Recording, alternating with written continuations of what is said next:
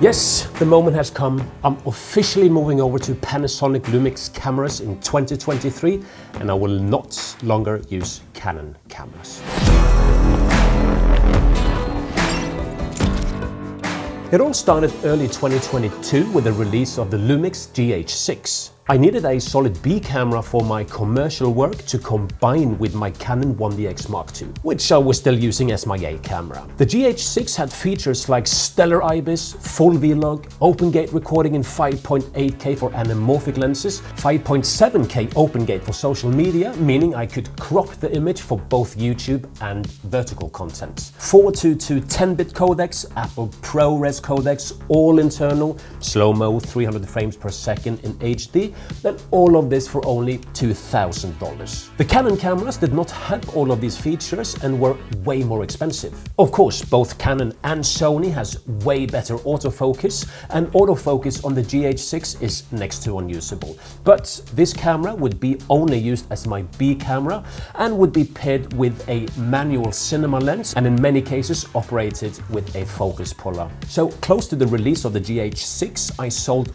all of my Sony cameras, all of my Canon cameras and lenses, apart from this one, and purchased the GH6. After using it for a short while, I noticed the ease of use with the GH6. The file sizes were smaller and easy to edit, great for color correction. It's a lightweight camera, so it's easier to use handheld or on a gimbal over a longer time, and my Edelkrone slider was happier using this camera compared to my Canon 1DX Mark II with a big lens, which is very heavy. And for being a Micro Four Third camera, the dynamic range is amazing, especially when you're shooting in dynamic boost mode. The GH6 became my A camera. I also started using it here on my YouTube channel, but had to only use manual lenses as the autofocus, as mentioned, is unusable. Now this is okay if I have the camera set up here in my YouTube studio under construction, but it's difficult to vlog with a manual lens, so enter the Panasonic Lumix S5 Mark II X.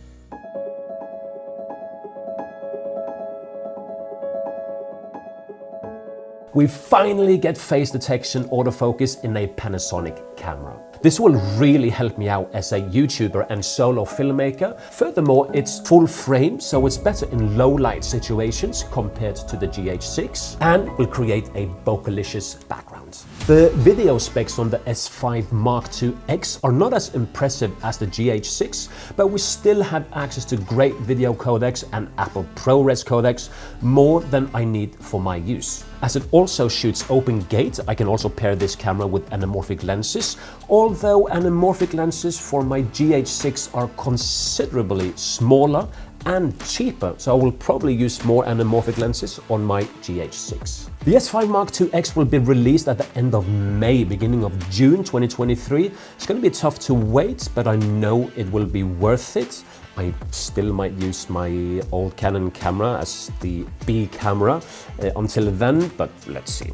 So once I get the Panasonic S5 IIX, and as it has face detect autofocus, I will use that as my A camera in this YouTube studio, and probably a Sigma 24 to 70mm f2.8, as that lens is 50% cheaper than the Panasonic 24 to 70mm. The S5 Mark II will also be my vlogging camera paired with the Sigma 14 to 24mm 2.8 arc lens, which I actually might buy before the 24 to 70mm. It might actually work out in this setup anyway, but let's see. My GH6 will be used for more cinematic sequences and paired with maybe some anamorphic lenses like the Laowa Nanomorph, and it will become my B camera in this setup.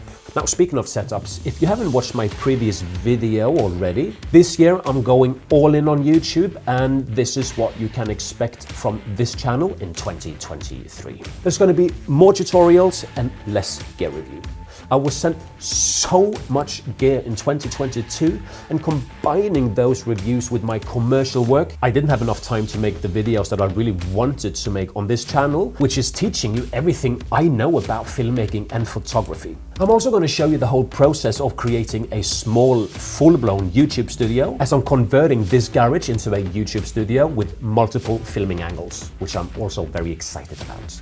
And maybe you're going to get some tips as well if you're considering converting an an extra bedroom or space in general into a small but functional YouTube studio. Apart from tutorials and this YouTube build out, I would also like to make some vlogs where I use both old and new gear. So think of them as tutorials on the go. And finally, I've also been asked quite a few times if I want to do one-on-one coaching calls or sessions. If this interests you, comment below or DM me on Instagram. So that's what to expect from this channel and me in 2023. Thank you so much, guys, for watching until the end, and I'll see you in the next one. I won't see you in the next one. Peace.